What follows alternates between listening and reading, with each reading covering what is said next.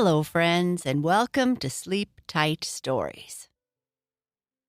Thank you, Esther Wilson, for suggesting this topic. I'd like to say hello to Nikki in Taiwan. Hello to Poppy. Hello to Eileen. Hello to Camden from Reno, Nevada.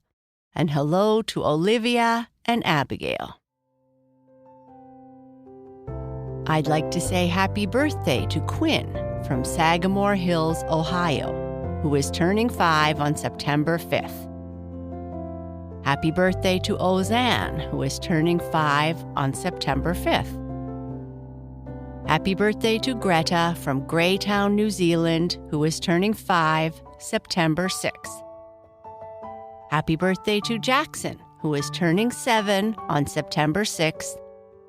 And happy birthday to Anna Maria from The Hague, who has a birthday on September 8th. Happy birthday to you all. I hope you have a wonderful day. Shoutouts and birthday wishes are one way we give thanks to our supporters. Please visit our support page at sleeptightstories.org/support. Thank you.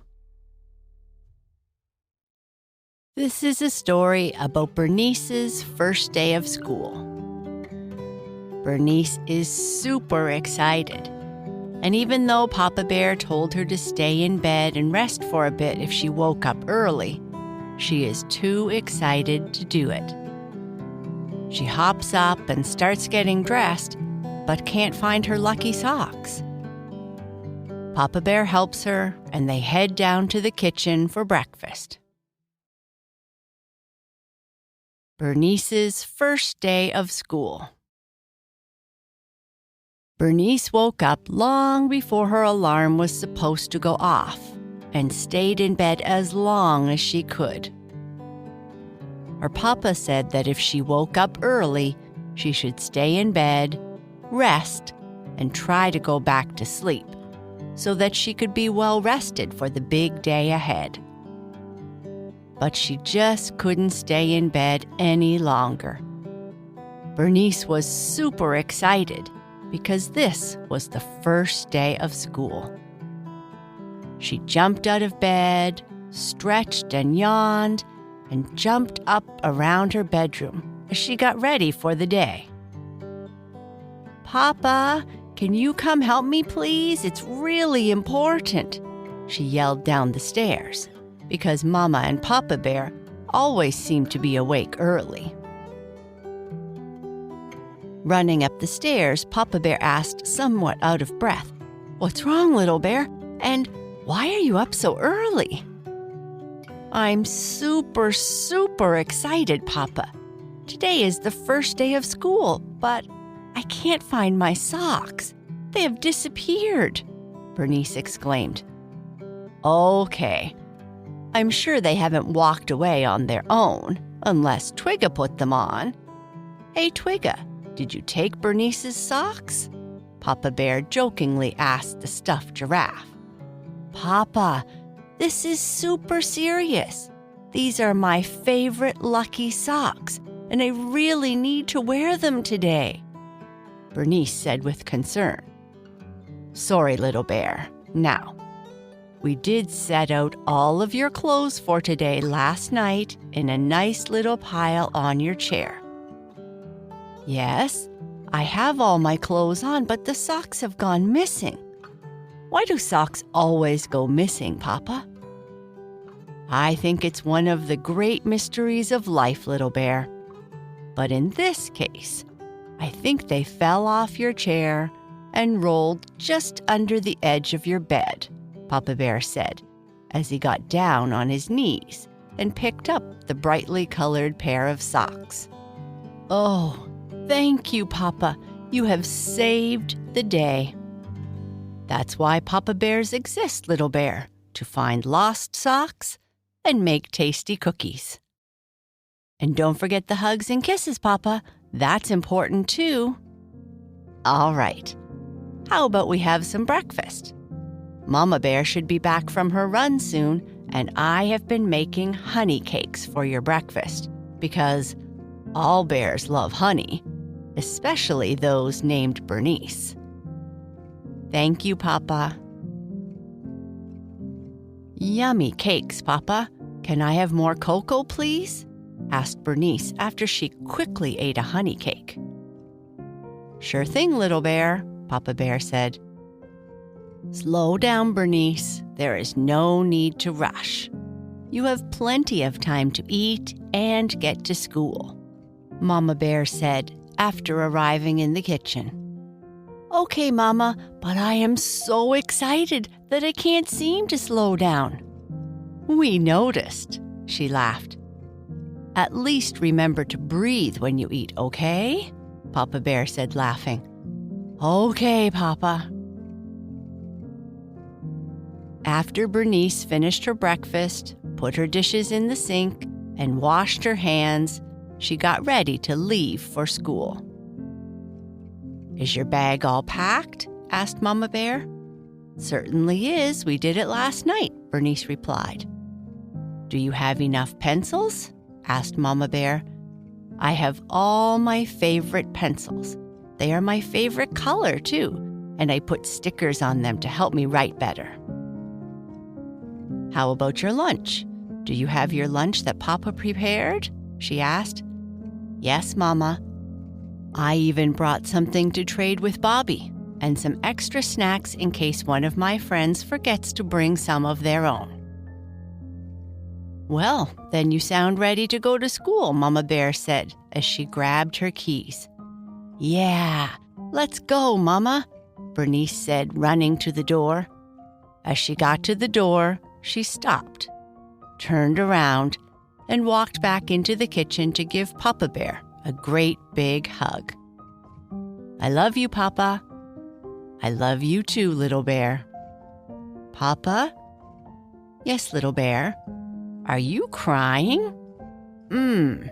These are tears of joy, little bear, but I am going to miss you today, Papa Bear said. Don't worry, Papa. I'll be home soon, and then you won't be lonely. Thank you, little bear. Have a good day, and remember to listen to your teachers. Hi, Papa, I'm home, yelled Bernice as she walked in the front door, kicked off her sneakers, closed the door, and ran into the kitchen. Hey, little bear, Papa Bear said as he gave her a big hug. I missed you today. I missed you too, Papa. Why don't you have a seat while I get you some chocolate chip cookies and a glass of milk? I baked them fresh today. Yummy, yummy. I'm going to have cookies in my tummy. Setting the plate of cookies and a glass of milk down in front of Bernice, he asked, So, tell me all about your day. Well, my day was super good, Papa, but wow, going to school certainly makes me tired, Bernice said with a yawn. Imagine how your teachers feel, little bear, Papa said with a smile. Yeah, they might be in bed already, she said with a yawn. We had all my favorite subjects today. I went to math class and science class, and we played basketball in gym class. My team won our basketball game, and Bobby was on the losing team. He was a little sad for a minute, but I cheered him up after we all shook hands and congratulated each other on a well-played game. How were your teachers? Papa Bear asked. One of our teachers is super strict, Papa. One time Bobby kept talking in class. He was explaining something about dinosaurs, or maybe he was talking about the solar power in his backpack. I'm not sure which, because he talks about so many things. But one time, Papa, the teacher asked Bobby to not talk while she was talking, and the whole class went quiet. Bobby will learn that it's impolite to talk when the teacher is talking, and it's hard to hear what she is saying when you are talking too. Good listening skills take time and effort, little bear. Yeah, the teacher thanked me for paying attention in class, so I must have a talent for listening. These cookies certainly are yummy, Papa. What's for dinner? I'm super hungry after such a long day at school.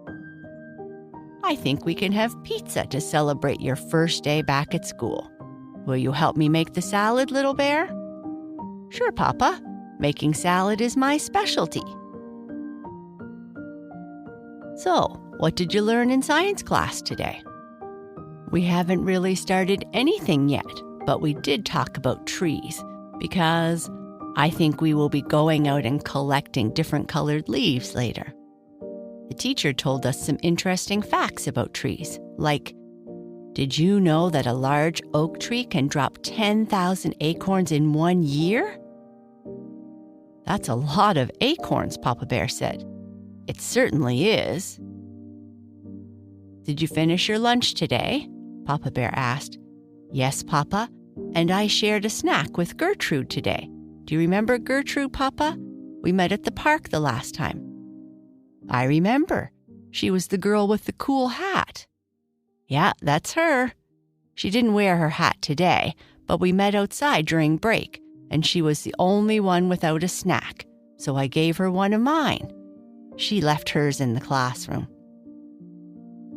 That's nice of you, little bear. It's good to share. Yeah. Do you have any homework for tonight? Papa Bear asked. No, not yet, Papa. The teacher said we might start having homework next week. Can we talk a bit about science later? We sure can if we have time. Why don't you put your dishes in the sink and get out all the papers that the teacher sent home? Then you and I can have dinner ready when Mama comes home. Okay, Papa. As they walked up the stairs to get ready for bed, Bernice said, the pizza was really yummy tonight. Thank you, little bear. I'm glad you enjoyed it. I thought you did a great job with the Caesar salad. Yeah, I even added those little fishy things that Mama likes. I know she appreciated you thinking about her, and she loved the salad. I think you are right, Papa. Mama had 3 bowls of salad. Mama loves eating salad, Papa Bear said. And cookies. She loves cookies just like I do. That's true. You two are a lot alike. As they walked into the bathroom, Papa Bear said, You get your friends in your bedroom while I get your bath ready. Okay, Papa. Lots of bubbles, please. Ducky thinks I need a spa tonight after such a hard day at school, Bernice said from her bedroom.